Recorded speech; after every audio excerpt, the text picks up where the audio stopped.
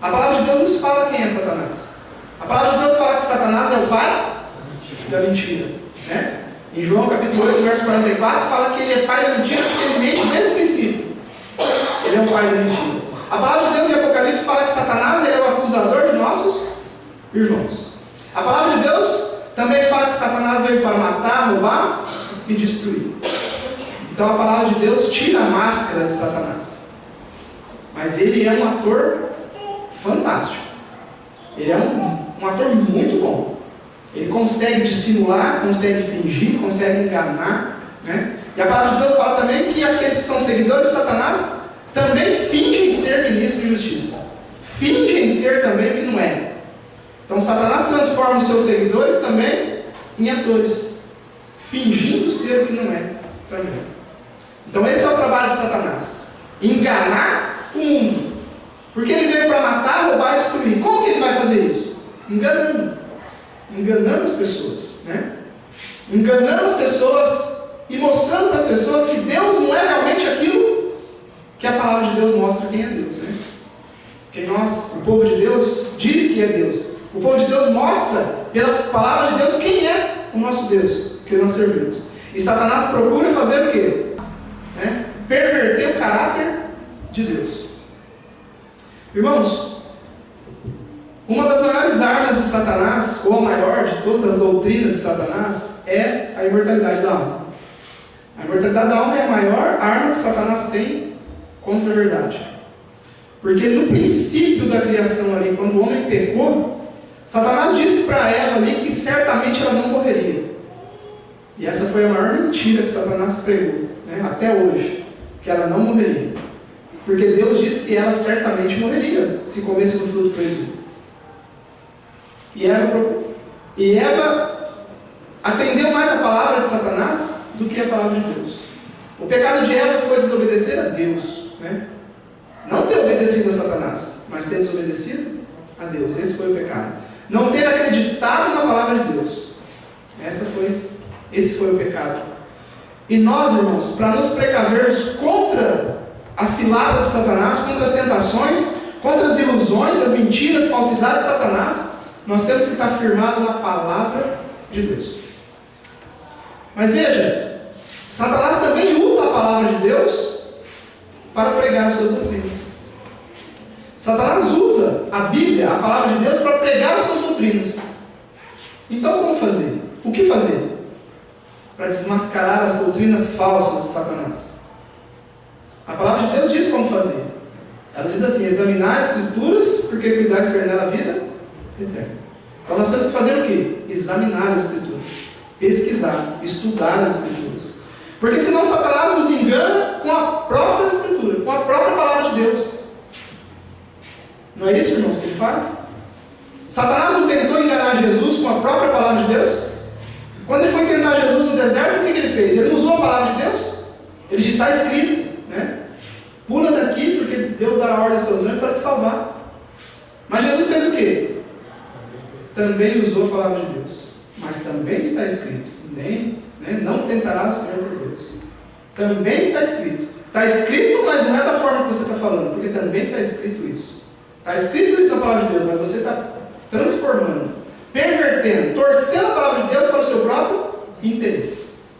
Então é isso que eu queria meditar com os irmãos hoje. Satanás, ele perverte a palavra de Deus, ele transforma a palavra de Deus para o seu próprio interesse. E para pregar a sua falsa doutrina da imortalidade da alma, Satanás transforma a palavra de Deus, perverte a palavra de Deus. E o texto que Satanás mais usa, Satanás e seus instrumentos, né? Os homens que são levados por Satanás, o texto que ele mais usa, o texto mais forte dessa doutrina, é a parábola do rico e Lázaro. Essa parábola é de difícil compreensão. Nós que estudamos a palavra de Deus, pesquisamos a Bíblia Sagrada, nós sabemos que qual é o estado dos mortos. Aonde os mortos estão? Dormindo. Né? Mas essa parábola parece que ela diz ao contrário. A palavra diz ao contrário, é o próprio Jesus que está dizendo.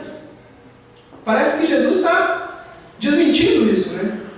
Mostra que os mortos não estão dormindo. Porque o rico foi para um lugar de tormento e Lázaro foi para o seio de Abraão. Então parece que eles morreram e cada um foi para um lugar.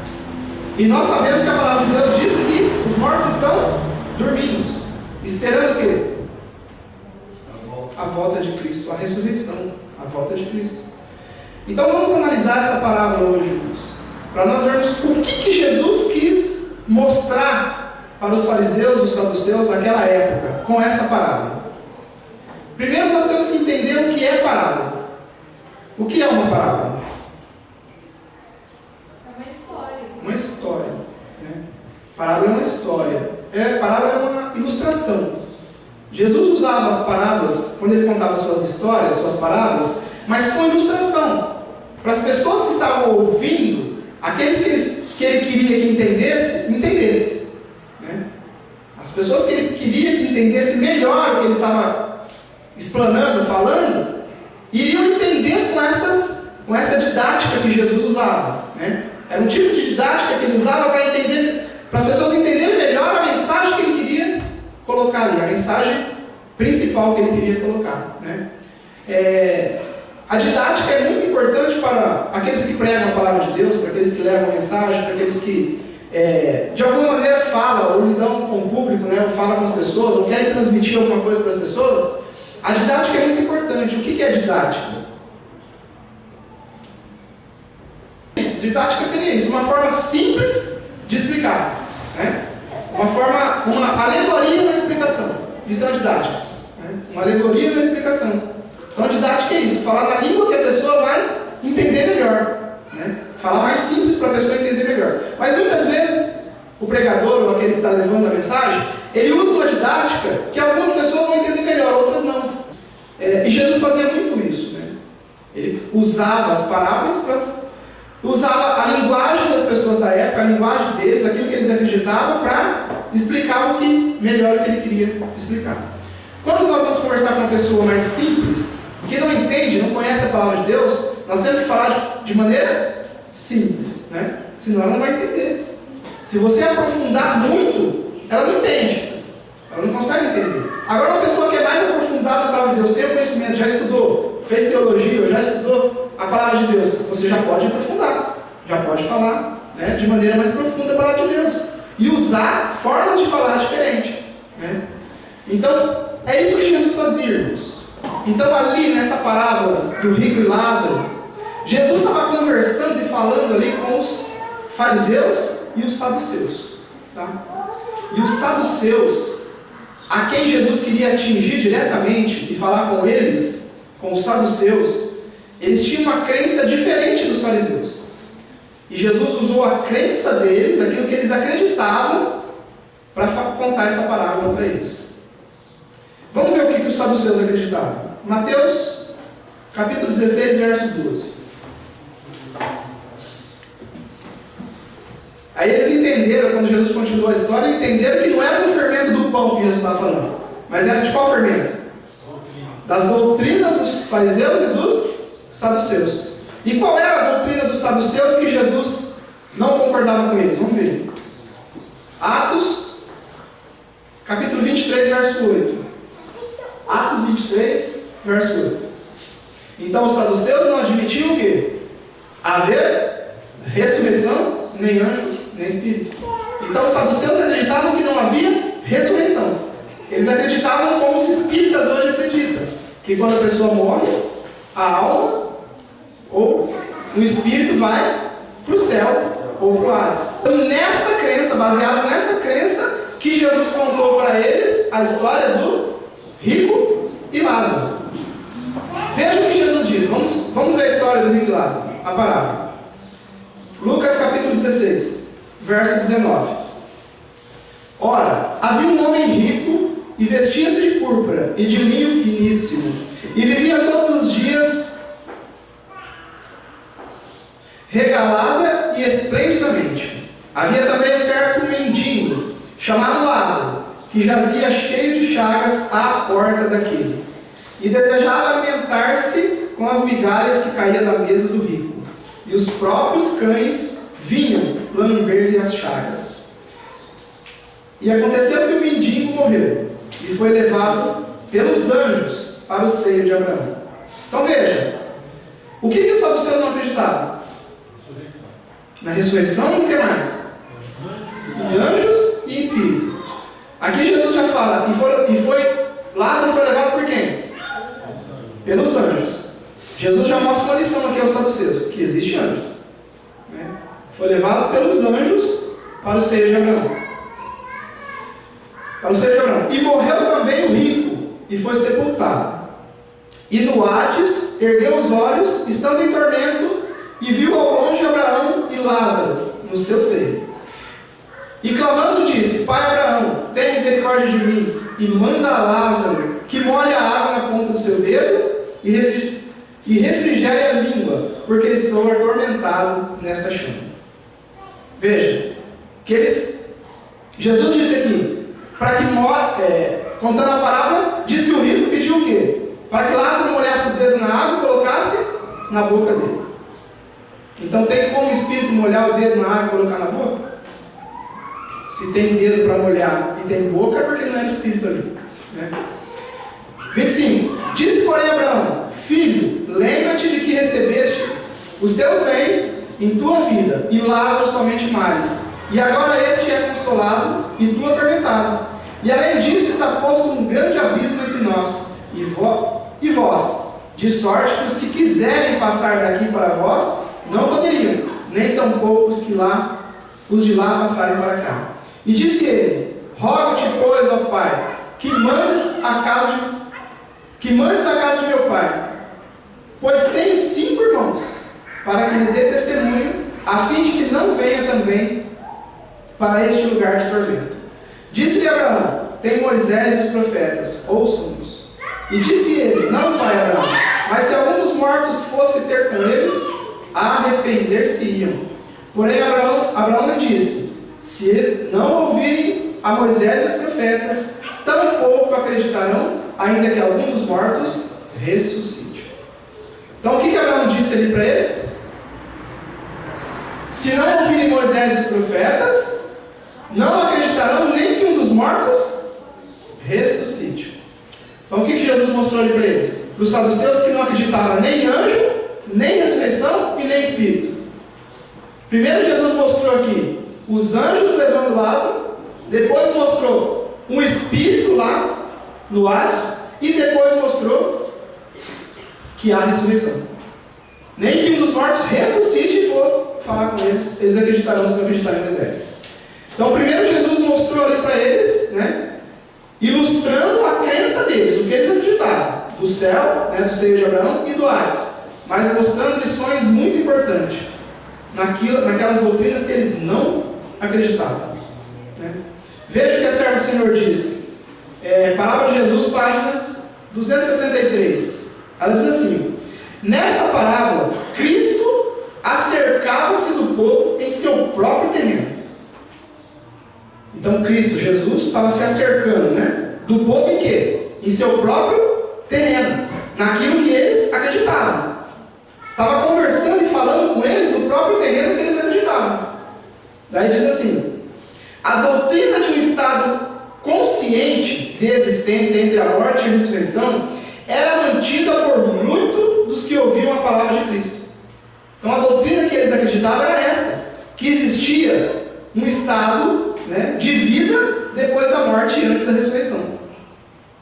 Eles acreditavam nisso. E Jesus entrou no terreno deles para falar com eles.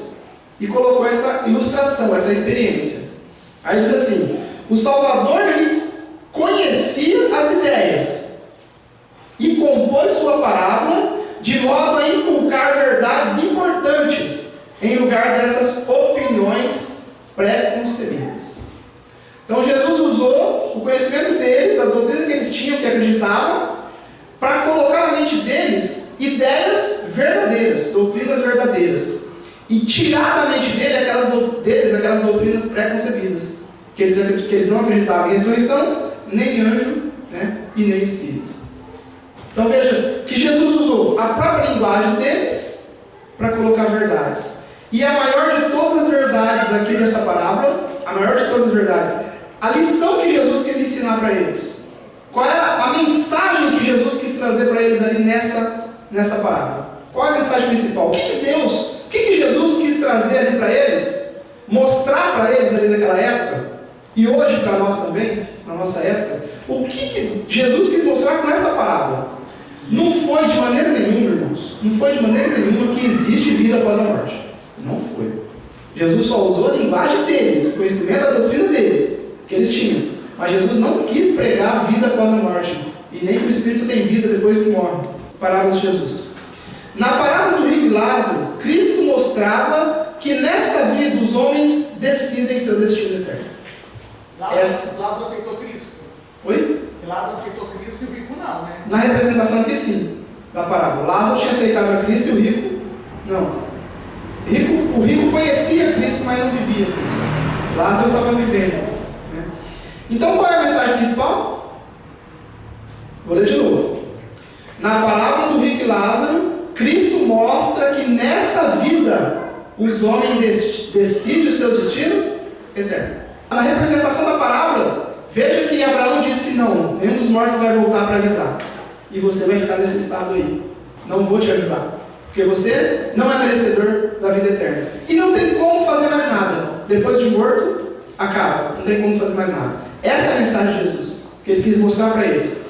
Então o que tem que fazer agora. Não viver uma vida como o rico, né? Dissoluta em riquezas. Ele não quis dizer com essa parábola que nós não devemos buscar riquezas mundanas. Isso.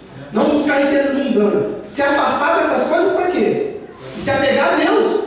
Porque é nessa vida que você tem que fazer isso. Não adianta achar ou pensar assim, como Satanás coloca na mente do povo, né? Achar assim, que eu vou viver nessa vida com os prazeres e depois que eu morrer eu me arrependo, né? E lá do Hades eu me purifico e ganho o céu. Não existe isso. É isso que Jesus mostrou aqui. Não existe salvação depois da morte. O que nós temos que fazer é fazer agora, nesta vida. Então essa mensagem principal, as pessoas esquecem. Porque Satanás transforma essa parábola. Essa parábola é linda. Ela mostra uma mensagem para nós, para o povo da época e para nós também. Uma mensagem linda. Mostra para nós que nós temos que ganhar a nossa salvação nessa vida. Não é depois de morto. Ganhar ou perder. Decidir a nossa salvação ou a nossa perdição agora, nessa vida.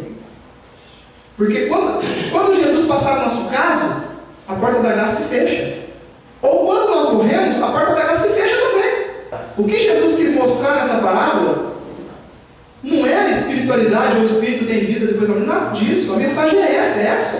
Essa é a mensagem que o Milton falou. Essa é a mensagem. Viva a sua vida agora. Em quê? Em ajudar o próximo, em amar os outros, em ajudar quem precisa, né? Porque veja, nessa parábola, irmãos, do rico e Lázaro, o rico tinha conhecimento de Deus. Veja que ele fala assim, ó, pai Abraão, porque ele considerava Abraão como o quê? Como o pai dele, tá vendo? Ele conhecia a palavra, ele conhecia Deus, ele conhecia a palavra de Deus. Quando Jesus ilustra ali mostrando que o rico chama Abraão de pai, ele mostra que o rico conhecia a Deus, conhecia o caminho, sabia o que tinha que fazer, que tinha que ajudar o pobre, que tinha que ajudar o mendigo, mas não ajudava. Preferia fazer o quê? A palavra fala que o pobre está lá à porta da casa dele. E ele não ajudava. Preferia fazer o quê? Viver a sua vida. Eu vou viver a minha vida e cada um cuida da sua, né? O rico aqui dessa parábola aqui, ele não era uma pessoa ruim aos olhos do mundo. Ele não era uma pessoa ruim.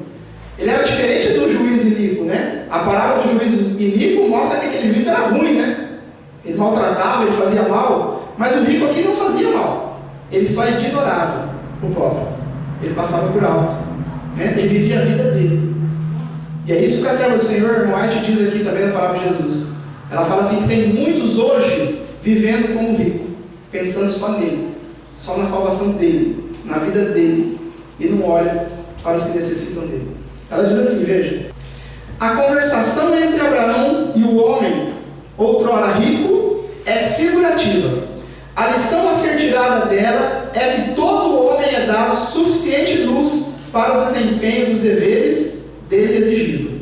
As responsabilidades do homem são proporcionais às suas oportunidades e privilégios. Deus outorga a todos luz e graça suficiente para executar a obra que lhe deu para fazer.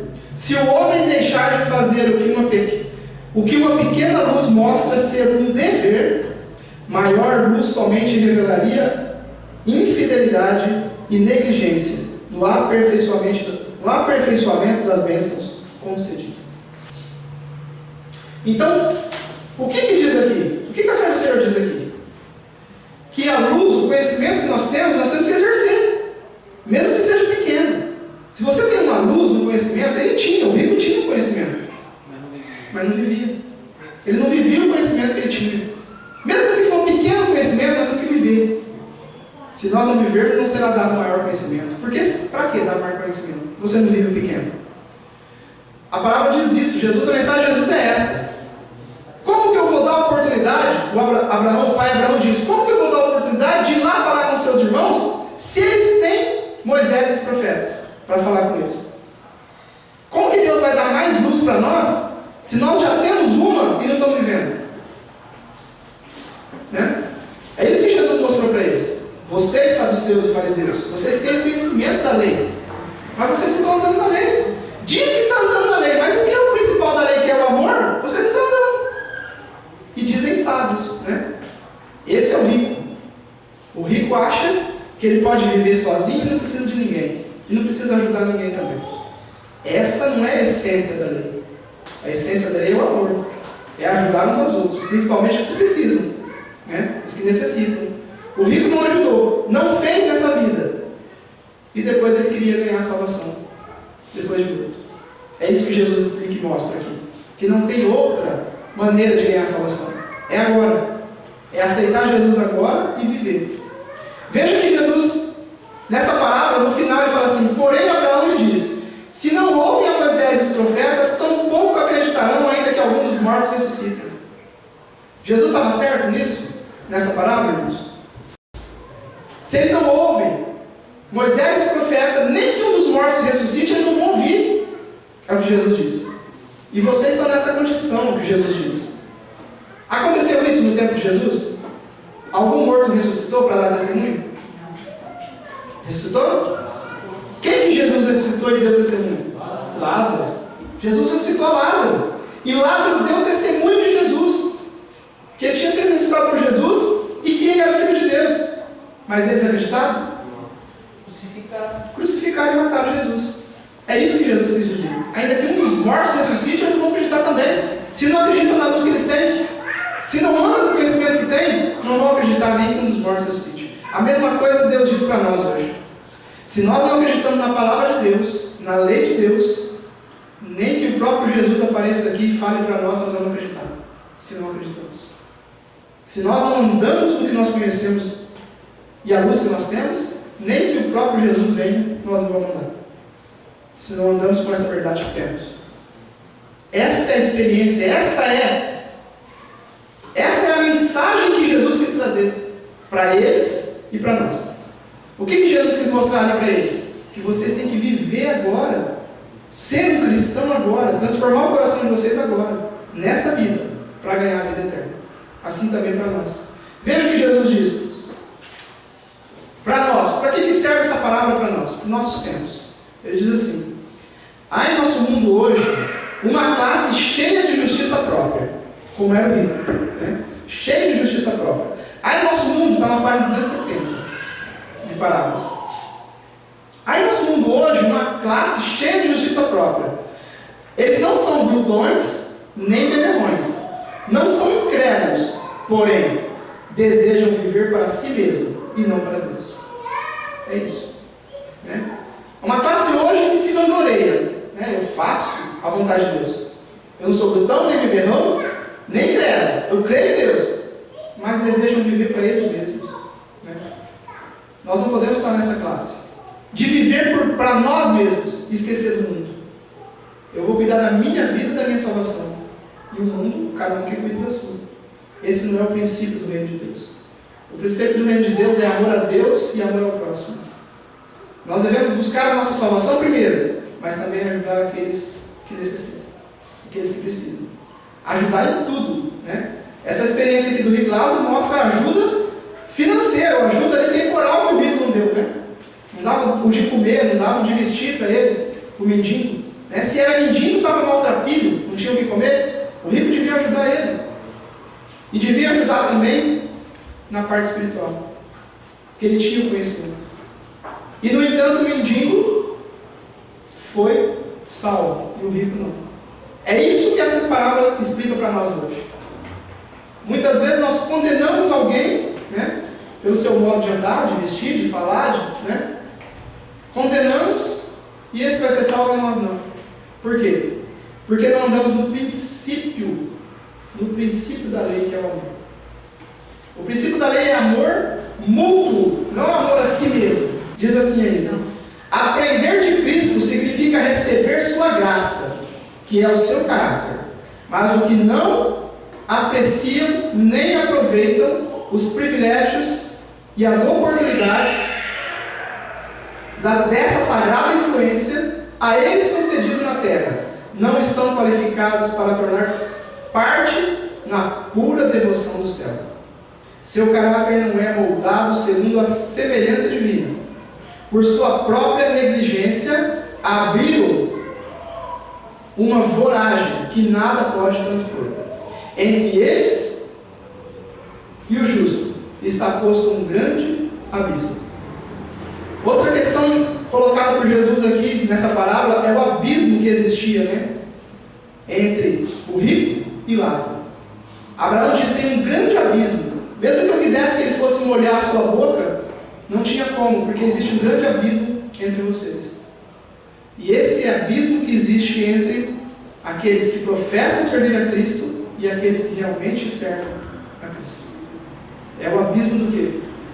O abismo do orgulho, do eu, que nos separa principalmente de Deus e depois de nossos irmãos.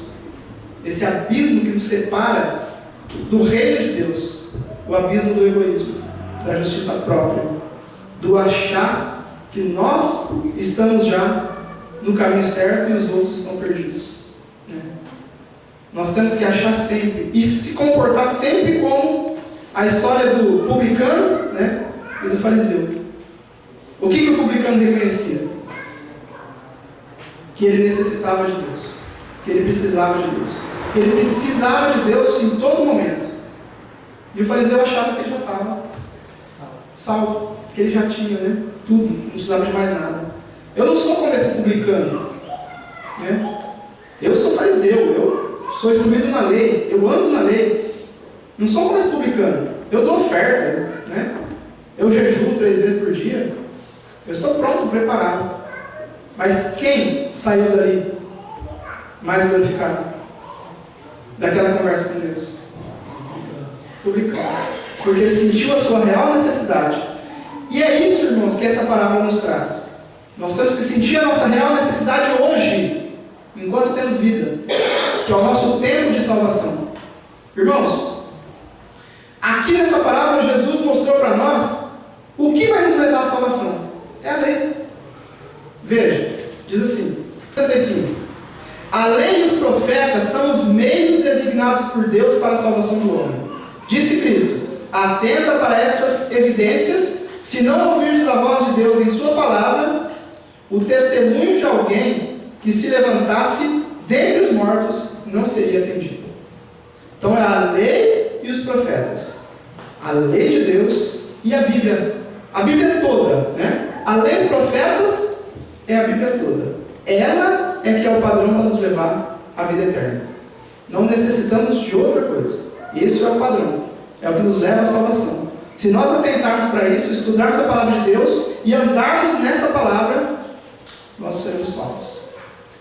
Irmãos, nós não podemos ser enganados por Satanás, porque Satanás procura lançar sombra na nossa mente para nós termos uma ideia ou um pensamento de que nós podemos alcançar a salvação depois da morte, né?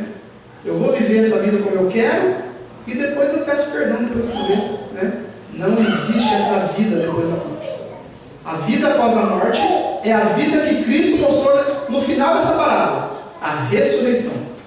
E Jesus vai ressuscitar para a vida eterna aqueles que foram fiéis nesse tempo. Que Deus possa nos abençoar. Que nós possamos compreender as parábolas de Jesus e também a palavra de Deus, que ela possa nos guiar e o Espírito Santo possa nos guiar em nossa salvação. É o meu desejo para todos.